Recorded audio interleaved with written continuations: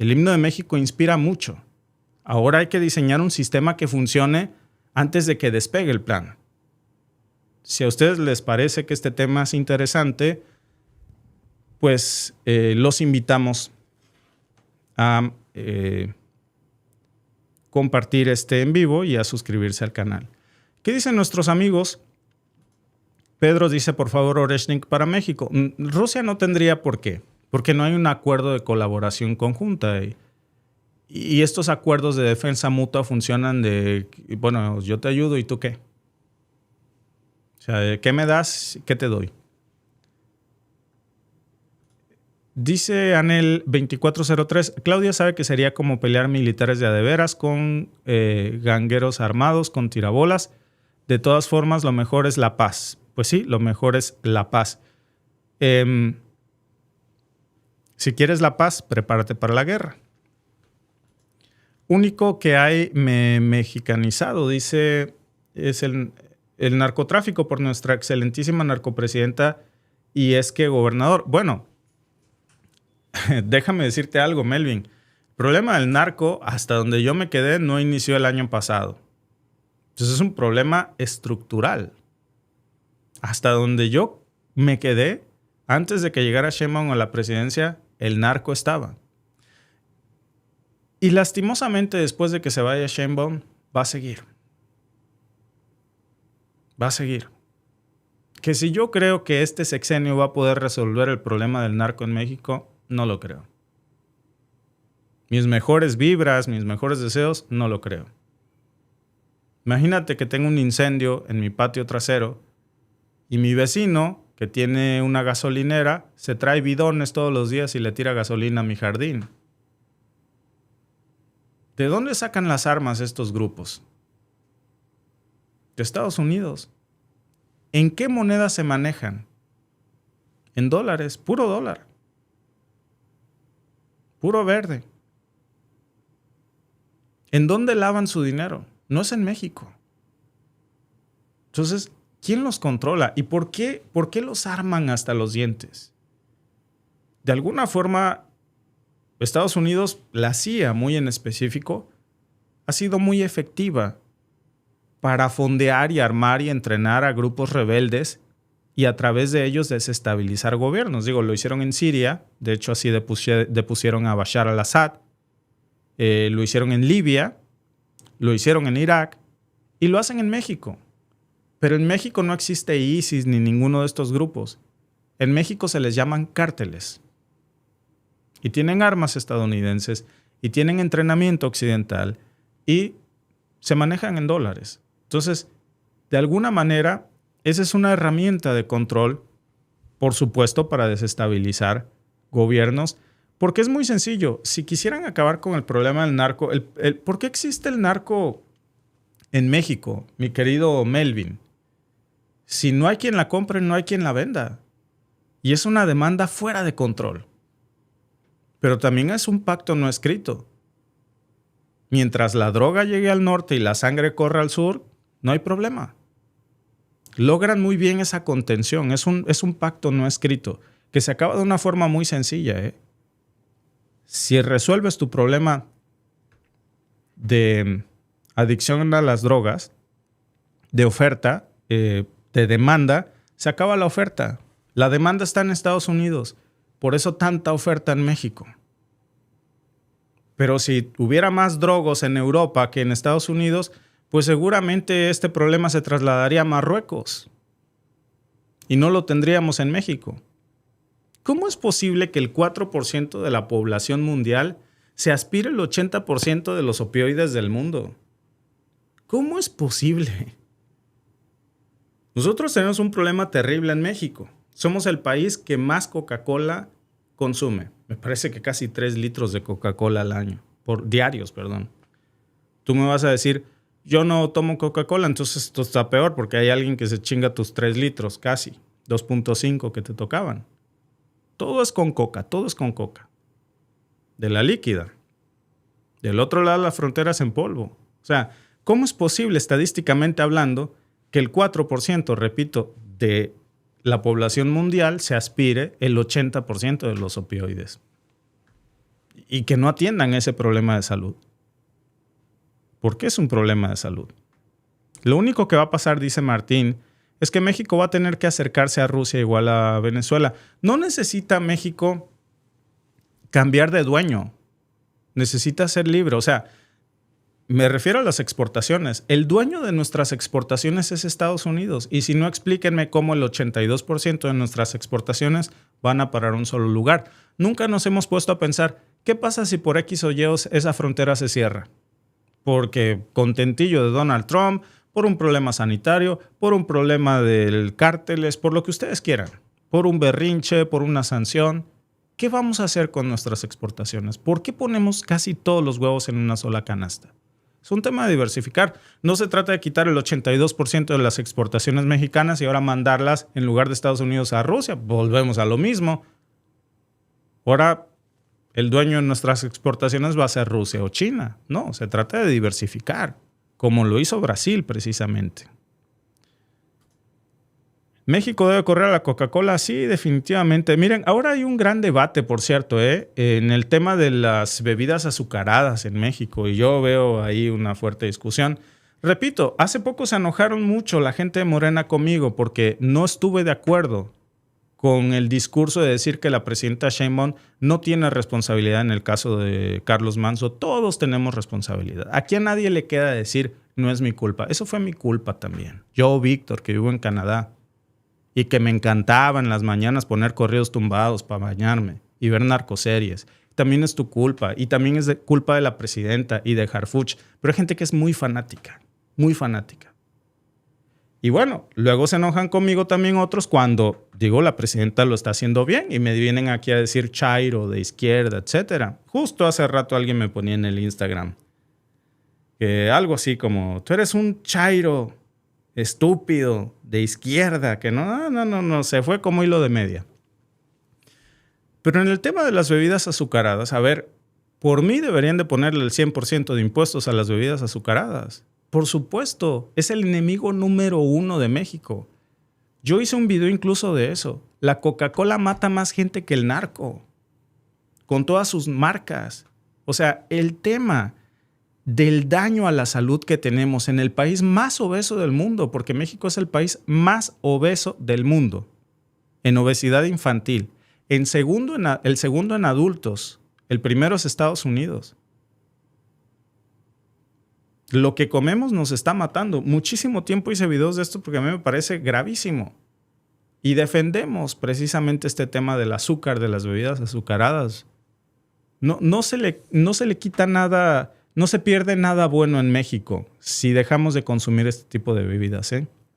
Nosotros va para 5 años que no probamos una Coca-Cola, ni un refresco, ni nada de esta cochinada.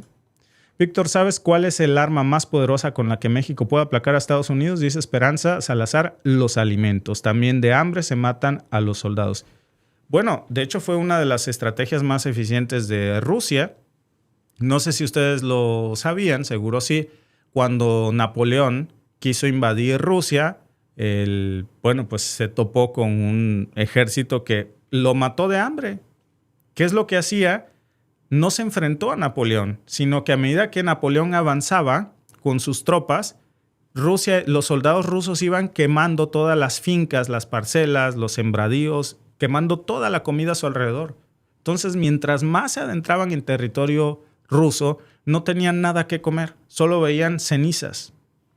Y cuando finalmente se enfrentaron, pues era un ejército diezmado, hambriento.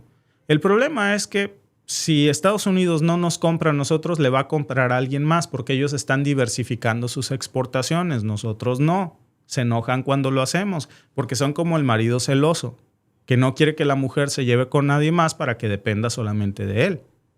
Entonces, ese es un problema, Por supuesto que podríamos castigarlos, pero entonces volvemos a lo mismo. De hecho, Esperanza, al dejar de venderle a Estados Unidos, deberíamos de tener otros mercados de exportación. Y eso no tendría que ser una sanción, eso tendría que ser supervivencia básica, diversificación. Dice nuestro amigo Hugo GBIE, dice, No intervencionismo, fuera Prián y Salinas y revocación a Claudia. AMLO nos dejó ese recurso, solución, que regrese el mejor presidente AMLO. Este sí barrio parejo, para que veas. Este sí barrio parejo. Mira, yo te puedo decir algo. Yo no soy morenista, no soy obradorista, no me considero fanático de nadie. Solo tengo mi muy humilde opinión. Poco tenía yo que criticar del presidente López Obrador. O, pues realmente no. No hay algo que te diga yo. Seguramente lo habrá, ¿no? Si me pongo a repasar cada uno de los... tal vez el abrazos no balazos me parece que pudo tener otro enfoque, pero en realidad me parece que ha sido uno de los mejores presidentes de México. López Obrador, o el mejor, incluso para mí, mejor, pero mucho mejor que Benito Juárez. Y déjenme decirles por qué. ¿Saben a cuántas elecciones convocó Benito Juárez cuando llegó a la presidencia? A ni una. A una sola no la convocó. ¿Saben cómo dejó Benito Juárez la presidencia de la República? En una caja de muerto. Entonces, así que tú digas, puta, qué demócrata era, pues eso te enseñaron en la escuela o en la versión oficial, pero cuando tú te vas a ver, pongan ustedes en el buscador. Déjenme ponerles aquí, no traje mi teléfono, que siempre le pregunto, pero le preguntamos aquí manualmente a ChatGPT. Déjenme les digo, porque creo que vale la pena también meternos en esta discusión tantito, ¿no? Aquí en vivo y a todo color, ahorita les pongo a cuántas elecciones convocó Benito Juárez. Eso es importante, ¿eh? Eso es importante. Que además me parece importante. Aquí se los voy a poner. A ver, ¿fue simulación o no? Porque me parece... Oh, que la fregada. Disculpen mi mala ortografía, que estoy aquí tratando de escribir rápido. Vamos a ver, que nos saque del cuento aquí. ¿A cuántas elecciones convocó Benito Juárez? Dice.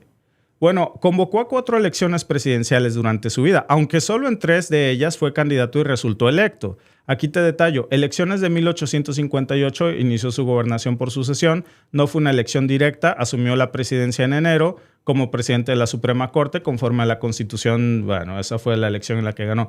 Del 61, primera elección formal en la que participó, fue electo constitucionalmente presidente tras el triunfo liberal de la Guerra de Reforma. Elección del 67, luego del fin del Segundo Imperio Mexicano y la derrota de Maximiliano, se convocaron a nuevas elecciones. Juárez volvió a ganar y tomó posesión en ese año. Elecciones de 1871 fue su última elección muy controvertida. Compitió contra Porfirio Díaz y Sebastián Lerdo de Tejada. Ganó por un margen mínimo, lo que llevó a Díaz a lanzar el plan de la Noria, acusándolo de reeleccionista. Juárez se murió al año siguiente, a 1878. ¿Por qué? Pues porque básicamente Porfirio Díaz acusaba a Benito Juárez de reeleccionista, de que simulaba elecciones, ¿no? A la pregunta expresa, vamos a ver qué nos dice, porque yo creo que, perdón que los entretenga con esto, pero a mí me parece que es un tema importantísimo. Que yo sé que López Obrador no estaría de acuerdo con mi opinión. Bueno, yo tengo otros datos, ¿no? ¿Te refieres a si las elecciones de Benito Juárez fueron una simulación? Si es así, la respuesta depende del contexto. Dice, durante el siglo XX el sistema político mexicano estaba en formación y aunque Juárez ganó elecciones reales, no todas fueron totalmente libres o equitativas en el sentido moderno. En el 61 sí hubo votación general limitada a una élite que sabía leer y escribir. Juárez ganó de forma legítima tras la Guerra de Reforma, como finalmente llega, ¿no? En el 67, después de la caída del imperio de Maximiliano, volvió a ganar con mayoría clara, pero el proceso fue controlado por los liberales de su propio partido.